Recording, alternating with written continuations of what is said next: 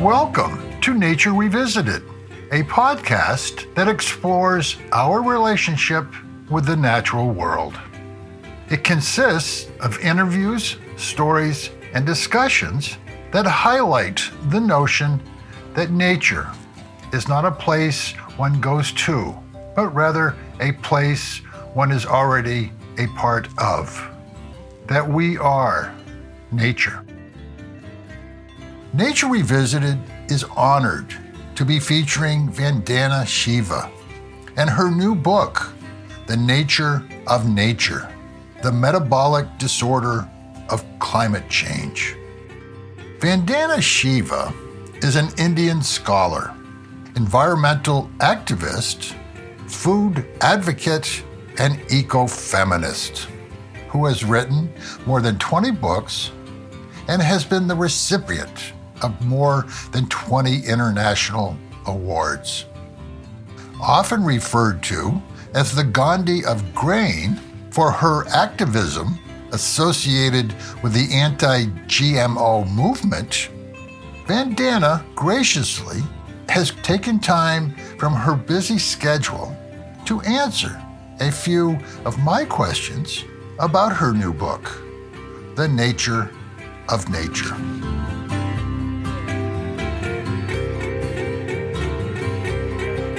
Vandana, it's an honor and a pleasure having you on Nature Revisited. You are a well-known environmentalist and activist, not just in India, but around the world. So thank you for being here. Let's start with your new book, The Nature of Nature. Why did you choose that title? For me, Nature of Nature is to rediscover both nature as living, the earth as living, and our relationship in living terms for life with nature. That's how people used to think and live.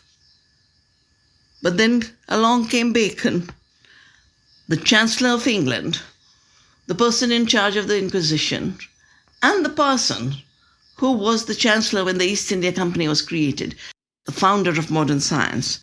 And he writes books to basically say, nature is dead. He writes a book, The Masculine Birth of Time, that come, I will teach you how to make nature your slave. We must torture her. We must get secrets out of her. That's the kind of idea of nature that people have. Turn terra madre into terra nullius. For me, nature is living. She's in dynamic change all the time. Everything in nature is interconnected. She's symbiotic. And every part of nature, including all of Gaia, is self-organized, autopoietic.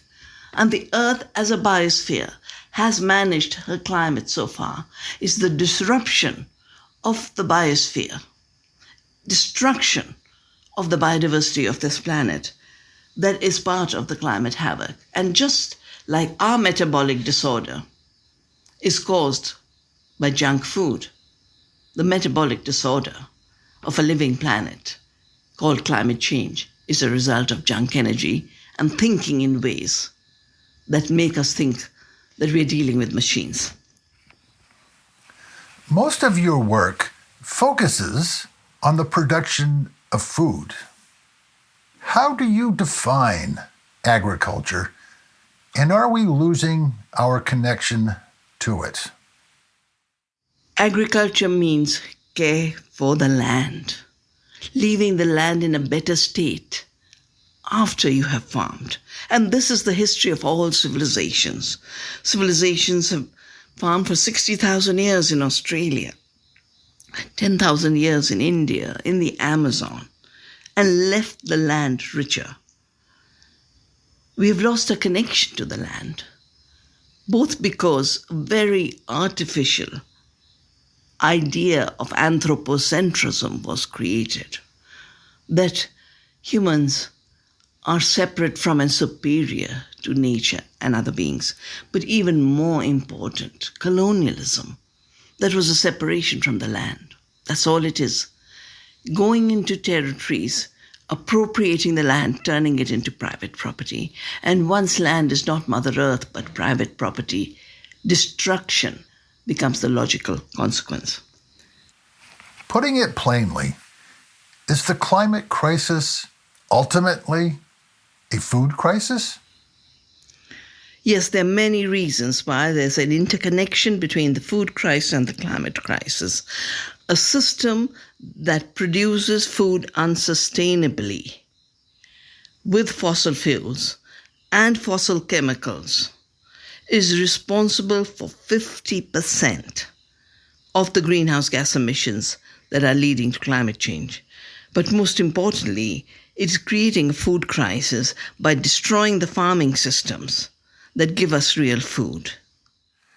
So, what are the ecological paradigms that guide your work and your approach to food? My paradigm and my worldview is based on interconnectedness, both with my training in quantum theory. When I did my PhD in the foundations of quantum theory with a thesis called Hidden Variables and Non-Locality. And the vital things the quantum thinking teaches you is there are no absolute fixed entities in the world. There's potential, and the potential is for transition. And the transition is what the world is in all the time. So dynamic change, potential, diversity, a particle and a wave is what a quanta can be.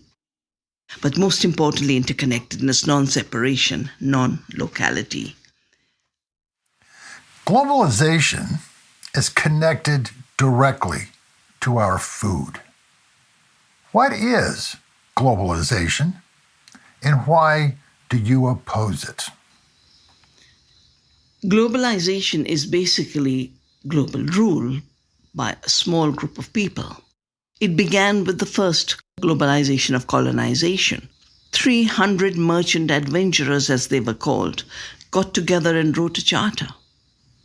The East India Company was created to invade India and every other country. 85% of the world's territories they controlled. The globalization of recent times first came with the rules of World Trade Organization. I oppose it for two reasons. I oppose it because it does not create a better world. It's destructive.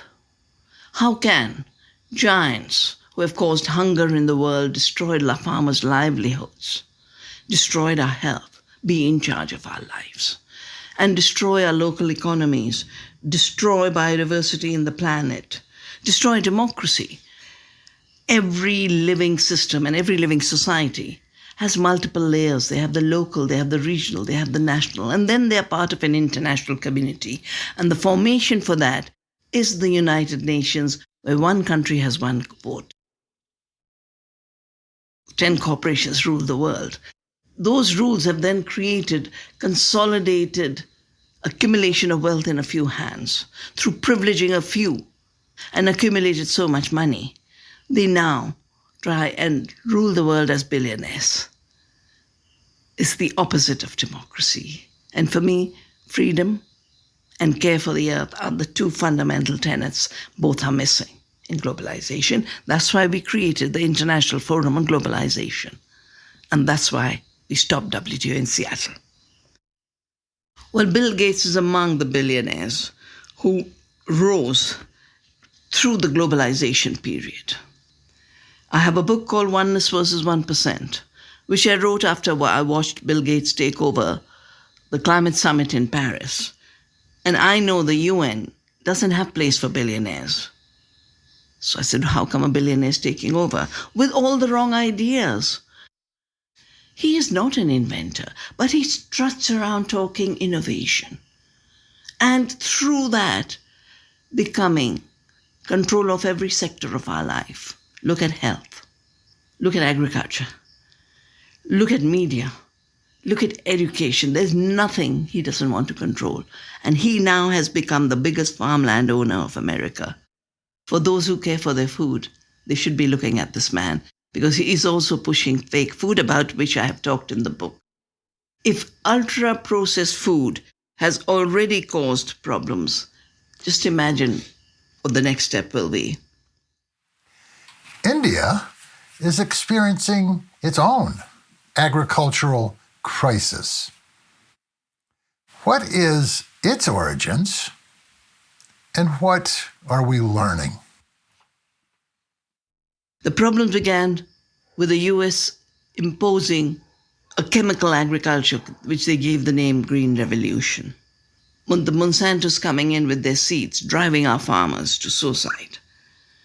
Because their seeds are costly and they fail and they create debt. Debt is the reason that an agriculture that is energy intensive, capital intensive, has caused a problem. And it doesn't give us more food.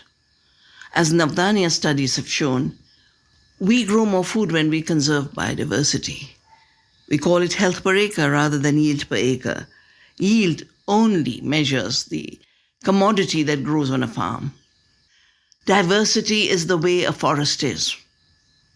Farming like the forest is how India has farmed for centuries. My research has shown that small farms produce more. The UN research has shown small farms produce more. Biodiversity produces more. Agribusiness produces commodities. And the crisis of farming we have in India is the crisis everywhere in the world. Why in a rich land like America are there food deserts? These are basic questions we must ask. As you know, when it comes to food security, in most parts of the world, it is women who are doing the heavy lifting. Just how badly is food security being threatened around the world? Food security is being threatened, first by displacing small farmers who are the producers of real food. America used to be a land of farmers till they were squeezed off the land. As they said, we got to push farmers off the land like we squeeze the last bit of toothpaste out of the toothpaste tube. And agriculture was turned industrial.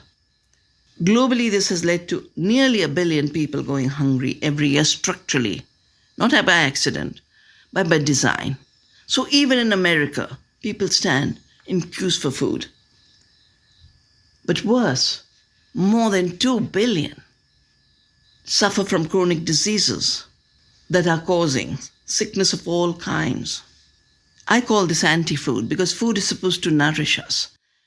Food is supposed to make us healthier. Food is supposed to take care of our body and our mind. And yet we have an explosion of chronic diseases, including neurodegenerative diseases. Growing more commodities is harmful to society in many ways because public tax money is collected and handed over to the agribusiness that is destroying our food systems and our healthy food. $4 billion of subsidies are given to agribusiness annually. And all they do is destroy the planet and destroy our health. How could our money be used for that destruction? We have to be part of deciding where our tax money goes and deciding what kind of food system we want in the future, with the awareness that the food system is connected to the biodiversity crisis. It is connected to the climate crisis. It is connected to the chronic disease epidemic. You say that our fossil fuel addiction has created in us a way of thinking that you call fossilized thinking. Where has this fossilized thinking led us?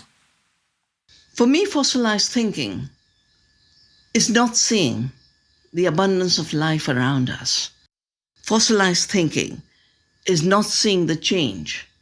Fossilized thinking is looking at the earth as a dead machine, a machine we can run. And fossilized thinking also makes us forget that the planet is based on living energy, the brilliant energy of the sun, which through the photosynthesis of plants is what enabled the earth to reduce her temperatures to 290 degrees, to 13 degrees, from 98% carbon dioxide to 0.03%. That's the miracle of the technology of the earth. And a fossilized thinking cannot see it. A fossilized thinking is a dead thinking, sees a dead earth, creates dead food, dead economies, dead democracies, dead cultures. That's why we need to put life at the center. The fossilized thinking, a mechanized way of thinking that began with Bacon. And I have had so many debates with what I call the poison cartel, the companies that grew in Hitler's lab, using fossil fuels with a collaboration with Standard Oil and IG Farben. They then started to take over agriculture with agrochemicals. They made the same chemicals that killed people in the concentration camps into agrochemicals. They also later created the idea that they can genetically engineer seed to own it and patent it. I was at a meeting in 1987 where they stated this. When I said, but the seed is living and makes itself, and they declared, they said, we will make sure the seed is a machine. And sadly, the Supreme Court of the United States, in a major conflict between a farmer called Bauman and Monsanto, ruled that seed is a self-replicating machine. This is fossilized thinking with no ethics, no ecology, no ability to see relationships and our obligations. It is a dead thinking driving us to a dead world. What are fake foods and what are the real dangers? Fake foods are the foods that are being pushed right now, foods that will be made in lab. For example, using chicken cells to make chicken, to make cow cells, to make beef. And of course, they've brainwashed people so much to make the cow disappear in our mind and in fact criminalize the cow. They want to end all life on earth. Fake food is made by artificial means in the lab, using microbes, using cells. But even cells and microbes to grow need food. Everything in the world needs food. We are part of a food chain. We are part of a food cycle. And the illusion that's created by people like Bill Gates, the biggest driver of fake food, including fake breast milk, they talk about this as a climate solution, and they talk about farmers and cows as the problem. They want a farming without farmers and food without farms. But we know, food is the currency of life, and our nourishment moves from soil to plants to our gut. And when you destroy the soil, and you destroy biodiversity, and you destroy our gut biodiversity, you get chronic sickness. Processed foods have already given us sickness. 75% of the chronic diseases are related to how we grow our food and how we process it. But fake food with even bigger chemical use, and then it'll be not just processed, it'll be ultra processed. If ultra processed food is already a problem, and if industrial agriculture is already a problem for climate change, just putting it on hyperdrive will create more problems. It's not a solution.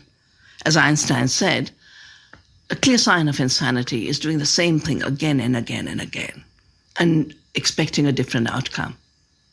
This is exactly what the silicon billionaires are doing, pushing industrial agriculture on a fast forward with more addiction to oil. It'll need 5 times more land, as some research has shown. It'll lead to emissions 25 times higher than what we already have from industrial systems. This is not a solution, it's a big crisis. And the dangers of this are all the dangers we already face. The biodiversity crisis, the climate crisis, the food crisis, the displacement of farmers crisis. When farmers disappear, cultures of the world disappear. That's where our ceremonies come from. That's where our songs come from. The cities are increasingly become a monoculture of consumption. That's what globalization was designed for, and we need our farmers on the land to take care of the land. I feel so happy. So many young people come to us to learn how to take care of the earth. how to regenerate a biodiversity, how to regenerate a soil, and to eat real food. And they thoroughly enjoy the real food that comes directly from the soil. That's where real taste and real joy of eating is.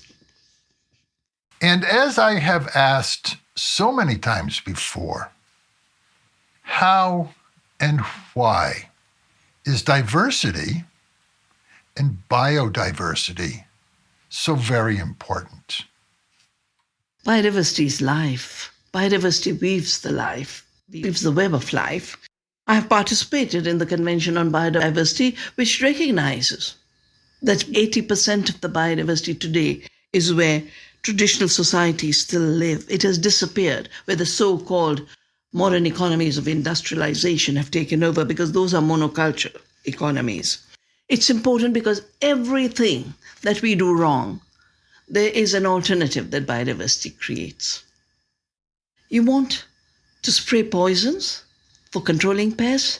You just look at the lovely tree called neem, which was patented, and I fought the biopiracy of neem.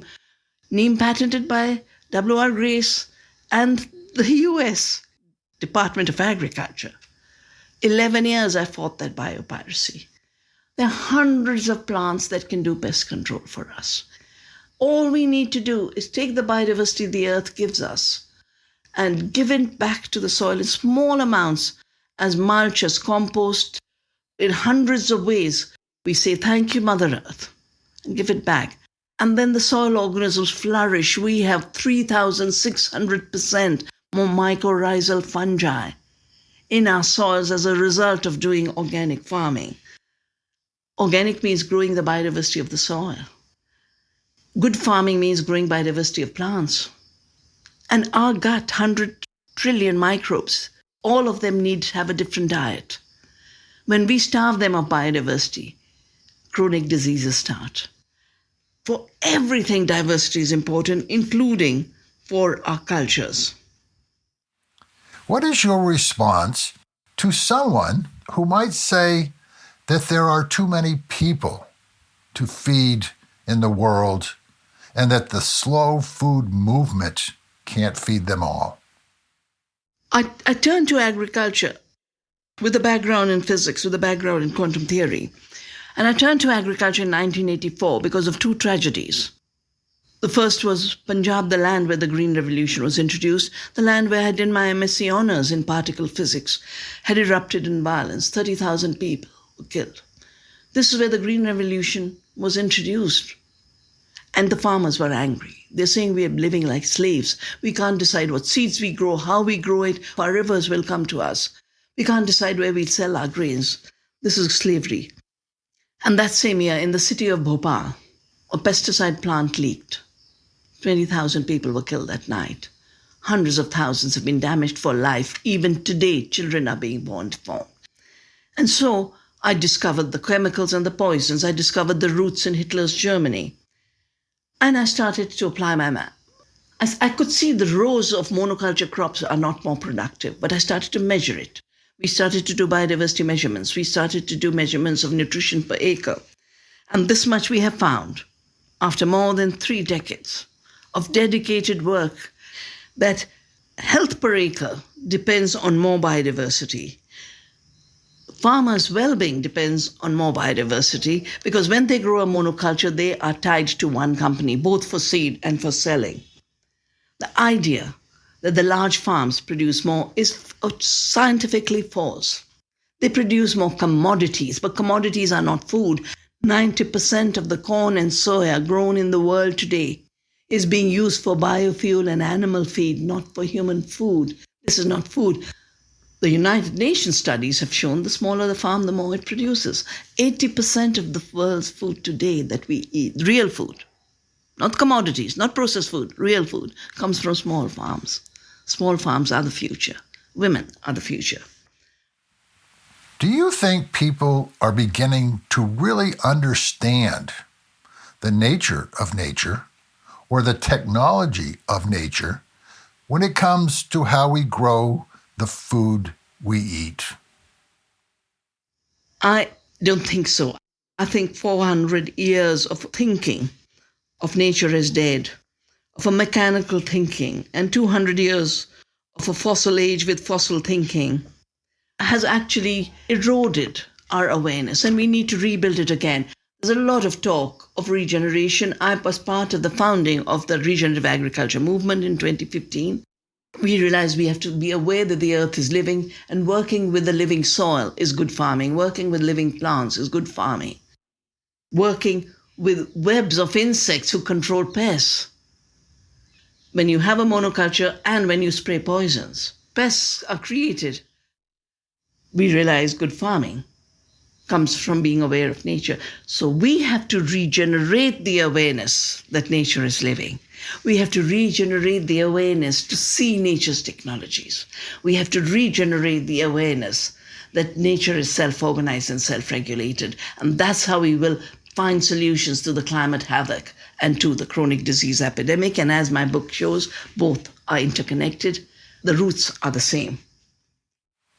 And lastly, how do you see the future of food? I see the future of food as a future we cultivate with love, with compassion, with awareness, with an intimate relationship with the earth. I see a future of small farms. I see a future with lots of biodiversity, and that biodiversity managing the climate. Climate resilience and climate adaptation and climate mitigation all come from regenerating the earth's biodiversity. I see the future of food as healthy soils, because from healthy soils grows health of people. I see the future of food as a world free of poisons. There's just a new report released that those of us who have been looking at an agriculture of care have been targeted by the poison industry. They've targeted me, I know personally.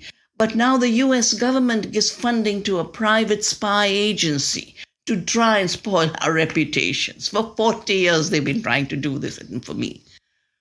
I see a world without criminal corporations running the world. I see a world of freedom where every plant, every child, every community thrives.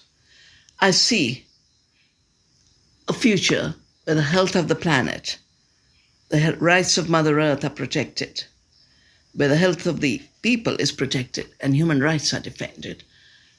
I see a future of self-organized, responsible freedom where rights flow from responsibility and prosperity comes from care. My best wishes to all of you.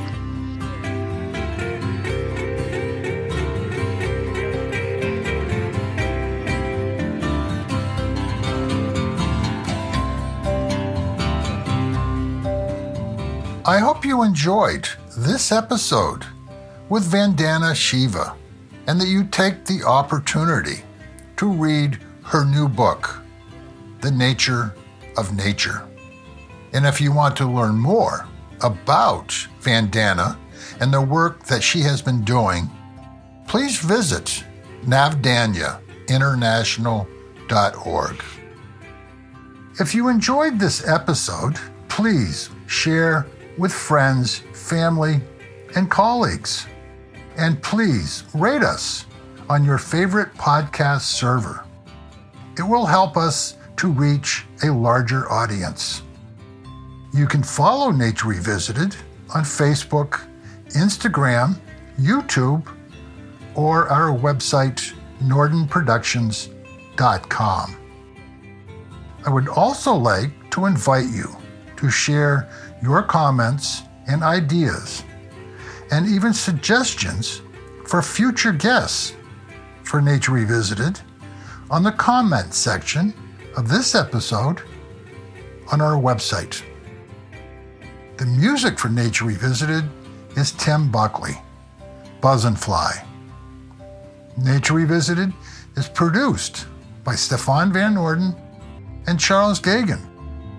And I hope you will join me for the next edition of Nature Revisited. And in the meantime, remember, we are nature.